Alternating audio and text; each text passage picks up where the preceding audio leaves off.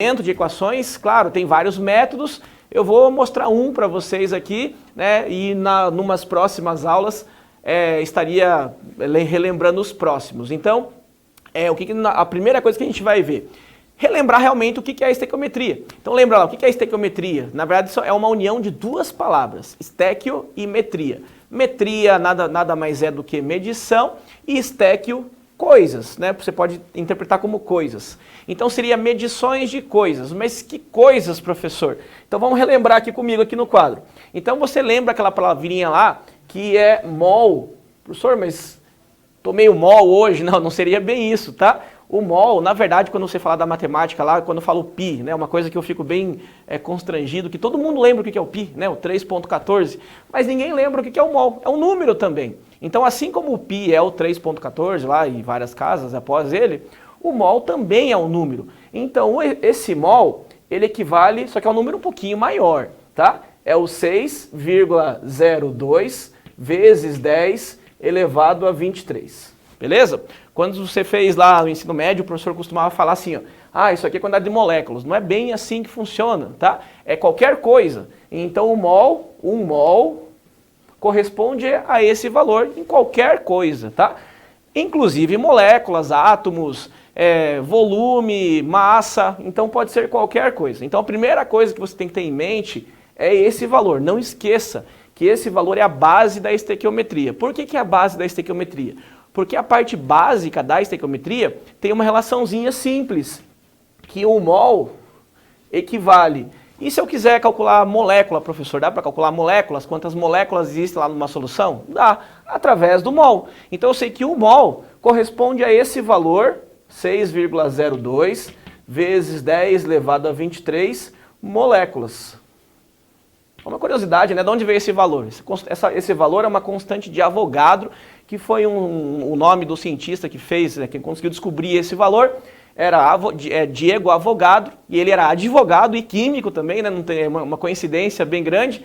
E ele usou esse valorzinho aí para definir quantidade de substâncias que ele estava fazendo numa reação. Ele chegou nesse valorzinho aqui. Então o mol, se fosse molécula, né? Vamos deixar certinho aqui para você lembrar. A quantidade seria para um mol essa quantidade de molécula. Mas será que o mol vale mais alguma outra coisa? Sim, o mol, o que dá para perguntar na estequiometria? Dá para perguntar a quantidade de moléculas, dá para perguntar a massa de uma substância que foi produzida. Então, caso fosse a massa, a sua grandeza, você olharia aqui a massa molar. Professor, mas o que é massa molar? Lembra da tabela periódica? Você vai dar uma olhadinha aí, né, com calma. E aí, por exemplo, vamos pegar o H2SO4. Que é o ácido sulfúrico. Aí você vai olhar na sua tabelinha que você vai ter em mãos aí, né? Dá um pause no vídeo, vai lá e pega a sua tabelinha e ache os números atômicos desses elementos, mas encontre também a massa deles. Então a massa, né, que seria basicamente a quantidade de matéria que envolve nesses elementos, ele tem lá para o hidrogênio a massa atômica de 1, só que esse 1, arredondando aqui, tá? Esse 1 é aproximadamente, tá? É 1.001, né? Isso é para um hidrogênio, só que aqui eu tenho 2. Então você vai fazer o quê? Vai multiplicar por 2. E aí, como essa molécula é uma única substância, tá tudo junto, você vai somando com os próximos átomos aqui, ó. Então, mais o enxofre, aí você vai dar uma olhadinha lá na tabela periódica, qual que é a massa que você está encontrando lá? Seria 32. Então são 32 vezes o númerozinho que está aqui embaixo, que chama-se atomicidade. Então vezes 1. Mais o oxigênio agora, que são 4 oxigênios, vezes a massa que você encontrar na tabela periódica, que é 16. E aí você vai multiplicar tudo, colocar um sinalzinho aqui, seguir o padrão. Você vai fazer as multiplicações e depois a soma, e você vai encontrar que a massa molar do ácido sulfúrico seria 98 e a unidade é gramas por mol. Então, se fosse a massa sendo perguntada, você usaria essa continha aqui, né? Primeiramente, para achar a massa conforme a substância que você tenha, tá? Só vamos apagar aqui para não confundir vocês aí nas escritas. Esse 1 mol, ele também pode ser relacionado à quantidade de volume de um determinado gás, tá? Então, se você for questionado sobre o volume lá nas questões de estequiometria, lembre que o volume ele veio através de uma equaçãozinha, que é o PV, né, pressão, volume, N, que é o número de mols, inclusive é o que nós estamos vendo aqui, o R, que é a constante universal dos gases, vezes o T, que seria a temperatura. Então, usaria essa formulazinha, isolaria o V, ou seja, o número de mols vezes a constante, vezes a temperatura, dividido pela pressão, sairia o valor que você usaria aqui. Só que existe uma condição que é chamada de CNTP, que é condição normal de temperatura e pressão. Qual condição que seria essa? A temperatura seria 0 graus Celsius, ou lembra lá da física, transformando para Kelvin, aproximadamente 273 Kelvin. 273,15, né? Mas aproximadamente 273. E a sua pressão, uma atmosfera, né? Que seria lá os 760 milímetros de mercúrio, que é equivalente. Se você pegar esses dois dados e aplicar na formulazinha para 1 mol, você vai encontrar que o volume, simplesmente substituindo aqui, né? Então a pressão, 1 atm, o volume, não sei, é isso que eu estou querendo calcular. O número de mols, vou usar 1 aqui, ó, que eu estou fazendo a relação para 1 mol. A constante universal dos gases, aqui geralmente ele é informado em livros, em tabelas, mas quando a sua pressão é 1 atm, essa constante é 0,082, 0,082. E essa temperatura, caso eu utilize essa constante, a temperatura precisa estar em Kelvin, ou seja, usaria o 273 aqui. Substituindo esses dados, isolando V, você encontraria o volume de 22, aproximadamente 22,4, e a unidade desse volume seria litros. Então, quando você tem um gás nessas condições, né, qualquer gás, de acordo com uma lei, ele vai ter o mesmo volume, independente do gás que você tenha, que é 22,4. E uma última coisa que pode ser perguntado, né, um último questionamento, seria a quantidade de moléculas que daria para calcular também. Você vai usar o mesmo, átomos. Você vai usar o mesmo valor das moléculas, que é o, só vou apagar aqui, ó, o CNTP para você não confundir, deixar só as constantes aqui. Ó. Então, se fosse átomos, o questionamento do seu exercício, você usaria 6,02 vezes 10 elevado a 23. Mesma constante de Avogadro.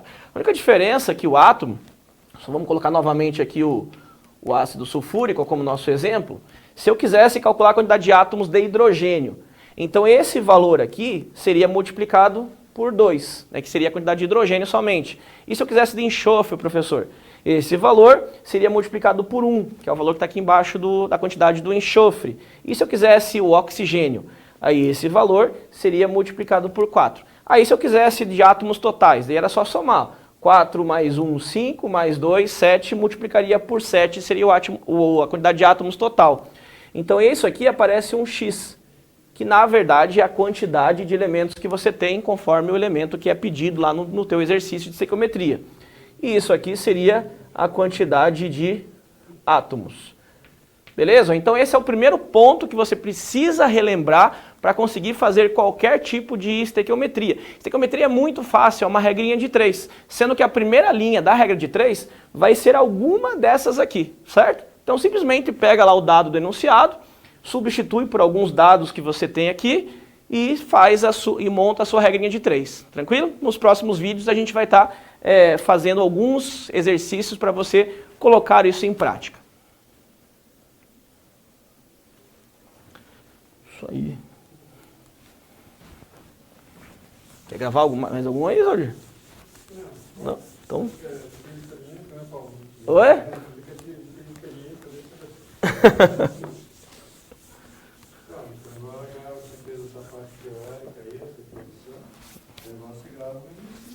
Agora eu vou pro...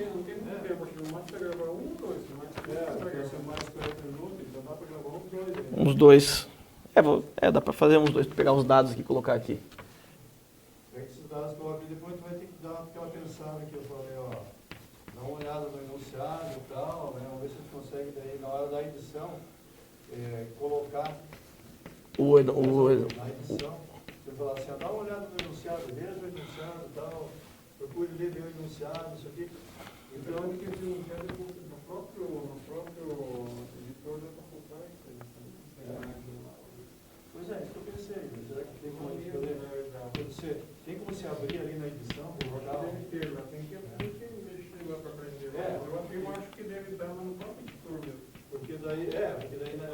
Ou eu posso falar a aula que está postado isso, né? Na aula 1 da Química Geral, lá tem a lista postada, a lista 1. Não sei também se... É bom também o aluno ter que anunciar na hora, né? fica mais fácil para ele entender, né? Você pode colocar, falar isso também não tem problema. Fala, né? Mas tem assim, coloca. Mesmo assim é bom colocar, porque o cara vai, às vezes o cara... Os caras não acessam a aula, mas ele vai assistir o vídeo e ele vai ver, opa, tá, o enunciado está aqui. Tá aqui. Tá também, né? Aí tem aquele que o cara, ele vai dar uma verificada, ver se realmente o que você falou é verdade. Você tá, ele vai querer olhar a lista para ver. Exato, vai dizer, o cara tá dando migué na gente, tá lá, mas não está, né?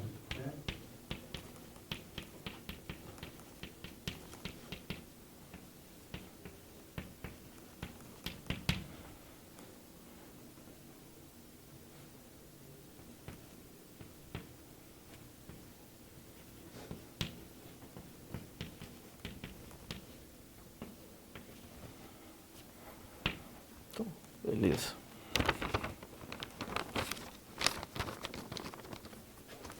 Aqui, né, para ele poder ver. Olha que eu estou sumindo. Aqui. Tudo bem? Tudo bem. Isso aí, pessoal. Então, como prometido a vocês, né, vamos resolver alguns exercícios aí.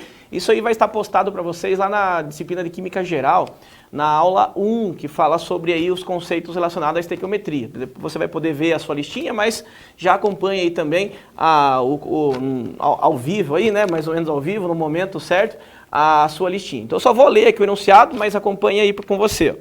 Então, diz assim, ó, no Japão, um movimento nacional para a promoção da luta contra o aquecimento global leva o seguinte slogan: uma pessoa, um dia. Então, só vamos anotar isso aí que é importante. Ó. Uma pessoa, um dia, que isso vai ser a base para a resolução. Um dia, 1 quilograma de CO2 a menos. Então, isso aqui ó, vai ser o nosso guia, tá?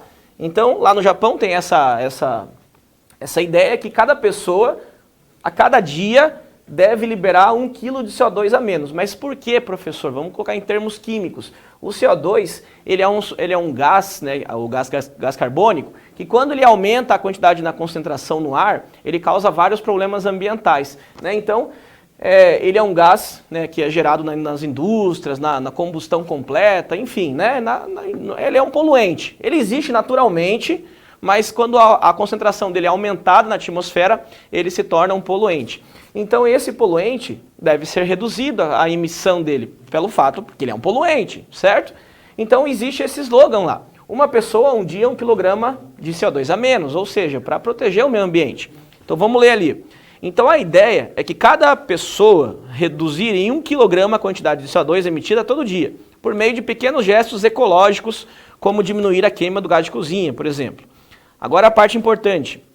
Considerando um processo de combustão completa, eu escrevi aqui, ó, a combustão completa do butano, onde que você encontra o butano? Lá no botijão de gás da sua casa, certo?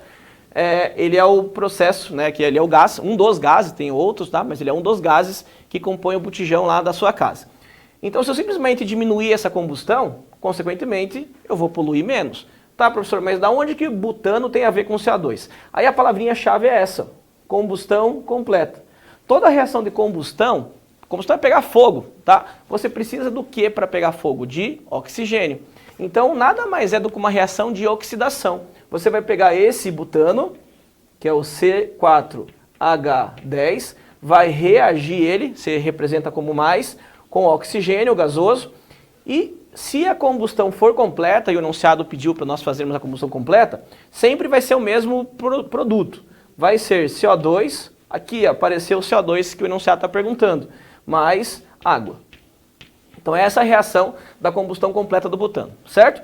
Só que tem um probleminha nessa reação aí. Lembra da lei de Lavoisier, que fala que a massa dos reagentes deve ser igual à massa dos produtos? Também é uma lei usada na estequiometria.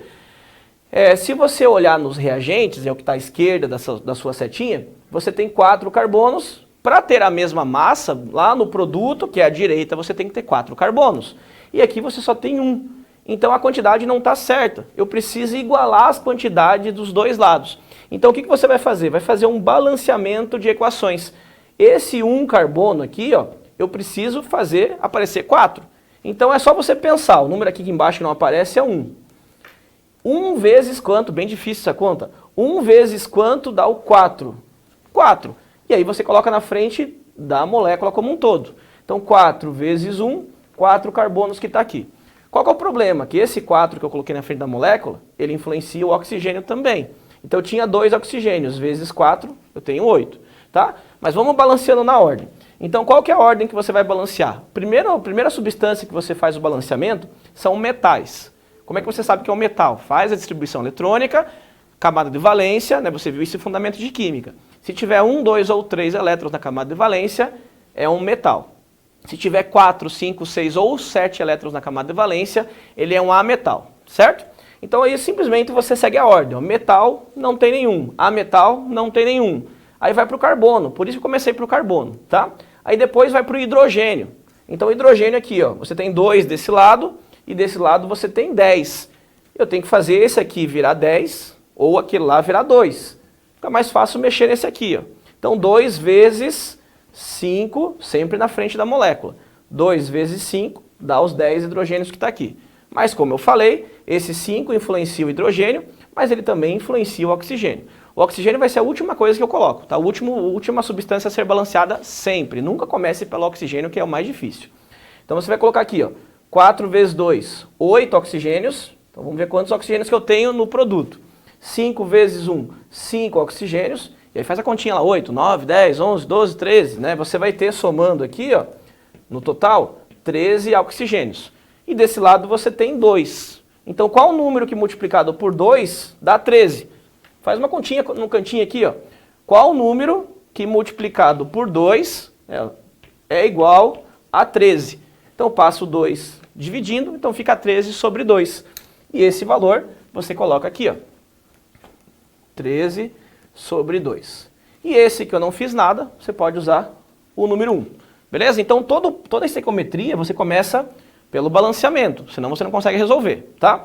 Agora a próxima parte, só pegar o númerozinho aqui embaixo, a próxima parte é você pegar o que o enunciado está te falando. Lembra que eu falei que é uma regra de 3.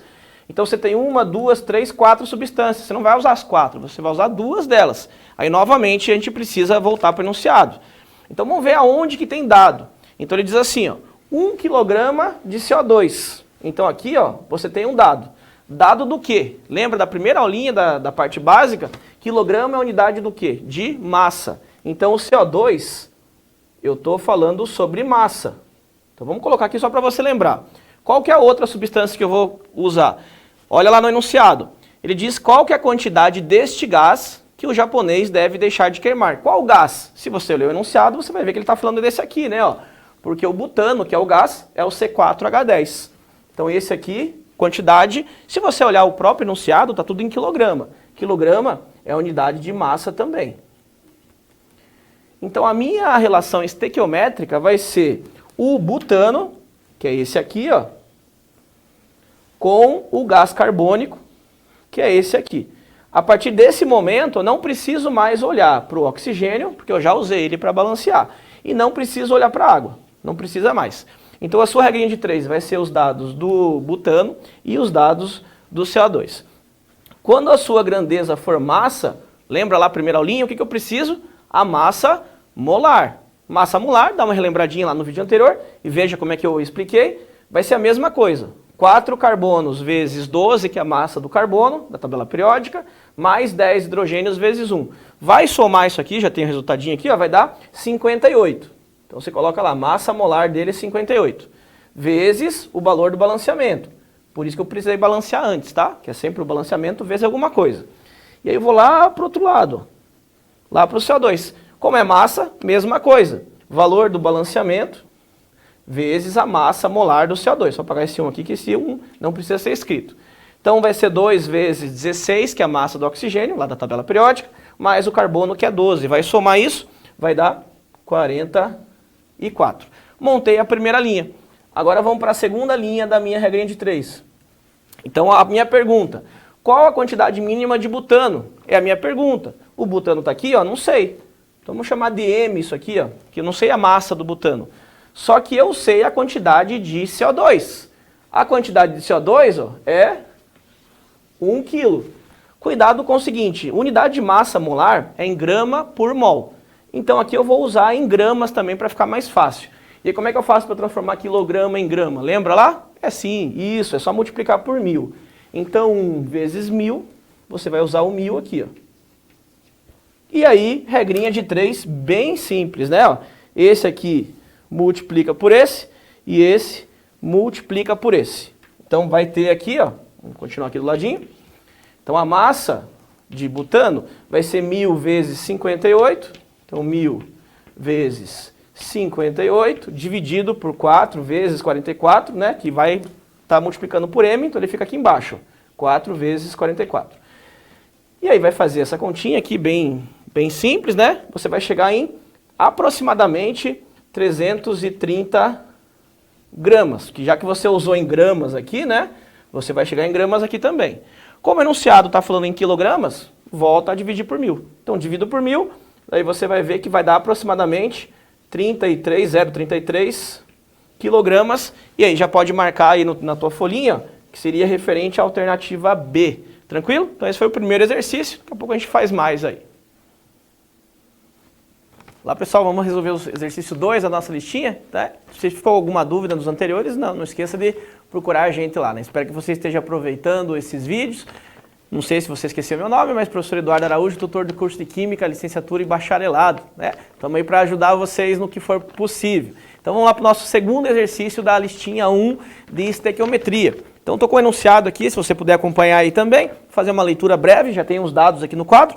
Então a reação de transformação do oxigênio em ozônio envolve 5 moléculas ao todo. Cada 9 mols de oxigênio consumido na reação libera, é a pergunta dele. E aí ele deu o número de Avogadro, lembra lá da primeira aulinha, né? 1 mol é 6,02 vezes 10 elevado a 23 moléculas, podia ser uma relação com massa, com volume, certo? E aí ele falou para você lá a constante da CNTP 22,4, ou seja, possivelmente ele queira que você calcule alguma coisa relacionada a um gás, tranquilo? Então os nossos dados, ele falou que a transformação do oxigênio em ozônio, ele pediu para você usar a constante da CNTP 22,4, então não vai precisar usar a formulazinha igual a PV, igual a NRT, ele já deu aqui prontinho para você já. E ele também falou no enunciado que você tem 9 mols de oxigênio. Primeira coisa, estequiometria tem que ter reação química, né? Senão não tem estequiometria. A palavra estequiometria, lembra, significa a quantidade de medidas em uma reação química. Então a reação está descritiva aqui, né? Escreveu o oxigênio em ozônio, mas eu preciso representar isso na forma química, né? Como químico, eu não vou deixar na forma literal, né? Tem a nossa escrita aí, né? Que só a gente entende. Então qual que seria a representação do oxigênio? O oxigênio que você respira é o O2. Só para deixar bem completinha essa reação, vamos botar um G aqui, ó. O que significa esse G? Que significa que o oxigênio ele está gasoso, e essa reaçãozinha completa. Ele se transforma, lembra? Se transforma, a gente não vai escrever se transforma, a gente faz a setinha.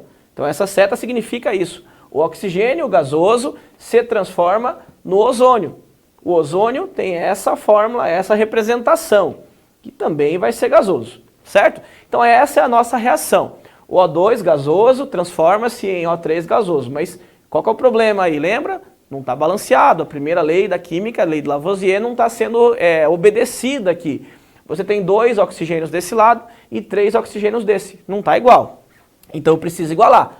Quando essa reaçãozinha é bem simples, né? Eu preciso fazer isso aqui virar 3, ou esse aqui virar 2, ou eu posso transformar num múltiplo entre eles. Eu vou pegar esse 3 e colocar aqui na frente, ó.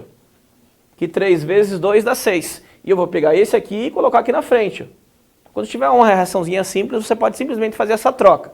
Então 3 vezes 2, 6 oxigênios, 2 vezes 3, 6 oxigênios. Igualei. Depois de igualar, você vai lá, bom, agora não tem o que escolher aqui, né? São só 2, então é uma reação bem simples. Então o que ele perguntou? 9 mols de oxigênio. A sua grandeza aqui, ó, é mols. Então quando for mol, não vai precisar multiplicar por nada. É só baixar o valor do balanceamento que você vai ter a primeira linha montada. Então aqui você vai ter, ó, 3 mols de oxigênio e 2 mols do ozônio. Essa seria a sua primeira linha. Só que a cada 3 mols de oxigênio, você produz 2 mols de ozônio. Só que eu não quero 3 mols de oxigênio, eu quero 9 mols de oxigênio. Então, se em 3 eu produzo 2, em 9 de oxigênio, eu produziria quanto? A letrinha para mol é um Nzinho meio torto. Então, quando você vê isso no quadro, significa mols, tá? Então, monta a regrinha de 3, você vai encontrar a quantidade de mols do O3. Lembrando, a regrinha de 3 é só multiplicar cruzado. Então, esse multiplica por esse e esse multiplica por esse. Então, aqui vai ficar o 9 vezes 2 e o 3 vezes o N. Então, o número de mols aqui, que refere-se ao O3, né, vai ser 9 vezes 2 sobre o 3, que vai estar multiplicando por N, ele vai passar dividindo. Beleza? Então, vai ser isso daí. E esse resultadinho aí, né, vai dar 6 mols. 6 mols de quem? O N está embaixo do O3, então é do O3 que você encontrou. Então, 6 mols de O3. Professor, mas não foi isso que ele perguntou, né? Ele perguntou a relação do volume, se você lê ali, né, no enunciado. Na verdade, ele perguntou várias coisas. No item A lá, ó, ele falou mols, não é 45, né? São 6, já exclui o item A. O item B, 96 gramas por mol de ozônio. Gramas por mol, lembra, é a unidade de massa molar. Massa molar do O3 não vai ser 96, né? E até pelo fato, isso aqui não corresponde a 96, tá certo? Então, isso está completamente errado. 134,4 litros de ozônio. Litros tem a ver com volume. Então, como o dado foi dado, como a informação no enunciado falou de volume, possivelmente, né, você tem uma grande chance de ser essa resposta, mas vamos provar. Então, é só transformar esse mol em volume para ver se corresponde ao que ele está falando. Então, lembra lá da primeira aulinha? O mol corresponde ao volume de 22,4 litros, né, que é o enunciado te informou isso, caso você não lembrasse. Então, o mol corresponde a 22,4. Só que eu não tenho 1 mol, eu tenho 6 mols. Então, mais uma regrinha de 3. Ó. Então, 6 mols, qual seria o volume do O3 produzido? Para ver se o que ele está falando ali é verdadeiro ou não. Então, aqui o volume do O3, do ozônio, vai ser 6 vezes 22,4. Então, 6 vezes 22,4 sobre o 1. Então, é só fazer a multiplicaçãozinha ali, né, que dividir por 1. Não vai mudar, não vai afetar o valor. E essa continha aí eu já fiz para você, dá 134,4 litros. Não esqueça das unidades, tá, pessoal? Em química, a gente é bem chato assim na parte de correção e tudo mais em relação à unidade. Botar 134,4, o quê? Né? Litros, grama, molécula, o quê? Então, sempre na química se habitue a colocar as unidades, tá? Muitos estudos de caso e tudo mais são respondidos simplesmente por você prestar atenção na unidade. Então, a unidade fala muita coisa pra gente em química, tá? Então, não deixe de colocar as unidades. Então, seria 134,4 litros de O3, que é justamente o que o enunciado, né, o que o exercício está falando aí, que seria, então, como resposta a opção C. Beleza, galera? Então, é bem importante você estar se apropriando desses conhecimentos, porque isso aqui é um assunto que não cai. Ele despenca no ENAD, tá? Então, você tem que entender esse conceito, que eu tenho certeza absoluta que você vai ter uma avaliação um pouquinho mais aprofundada. No ENAD não é tão simples assim, tá? Então, a gente começou a parte simples para você se apropriar do conhecimento, mas não deixe de entender essa parte básica e em aulas posteriores a gente vai aprofundando um pouquinho mais conforme o curso for andando. Tranquilo, galera? Então, por hoje é isso.